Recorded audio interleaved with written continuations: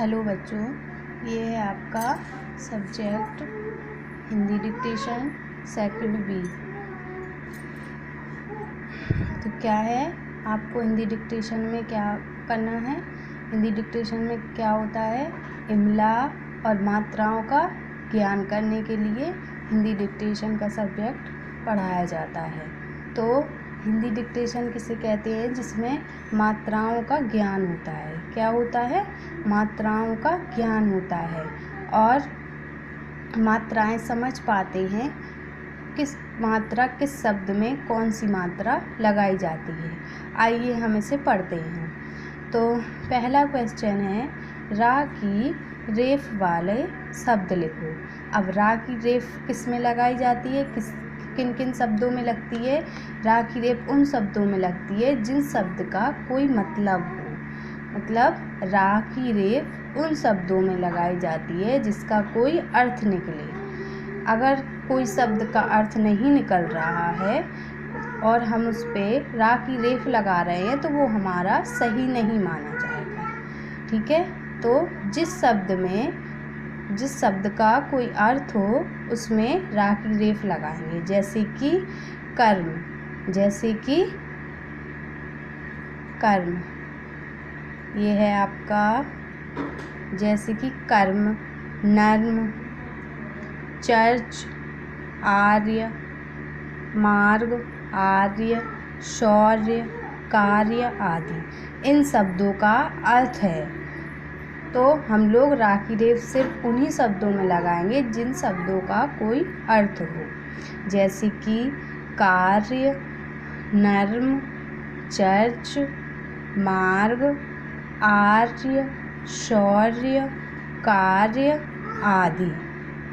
तो हम इनमें क्या करते हैं, रा की रेफ लगाते हैं। अब है आ की मात्रा वाले शब्द लिखना है। अब ऐसे ही हमें आ की मात्रा वाले शब्द लिखना है। जिन शब्दों का कोई अर्थ हो उसे आ की मात्रा वाले शब्द लिखेंगे उसमें। जैसे कि जिन शब्दों का अर्थ है हमें सिर्फ वही शब्द लिखने हैं। जैसे कि आम, काम, नाम, राम, शाम, जाम, माल, लाल, काल, हाल। अब है हमारे छोटी ई की मात्रा वाले शब्द। जैसे कि छोटी की मात्रा वाले शब्द भी हमें कैसे लिखेंगे, जिन शब्दों का अर्थ निकले। जैसे कि किरण, हिरन, सिमर, मिलन, किशन, मिशन, निशान, किसान, बिहान। ठीक है, अब है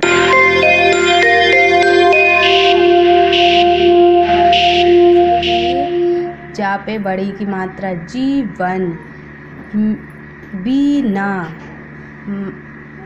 रा पे बड़ी की मात्रा लगेगी रीना, रीना। अब है नारी, मीना, गायत्री, सुनीता, तन्वी, तीरथ। अब है छोटी ई की मात्रा वाले शब्द। मुकेश, जैसे कि छोटा ऊ की मात्रा, माँ में ऊ की मात्रा मुकेश, सा में ऊ की मात्रा सुरेश, शा में ऊ की मात्रा शु और ना सुन, बु ना बुन, बुल बुल, चुन मुन, गुन गुना, सुभाष, सुलेख आदि। अब है हमारा बड़ी की मात्रा वाले शब्द। बड़ी की मात्रा वाले शब्द कैसे लिखेंगे। जैसे कि सा पे बड़ा ऊ की मात्रा सूरत, मूरत, पूजा, सूजी, मूली, आलू, क्या है, बबलू, फिर है आलू, फिर है भालू।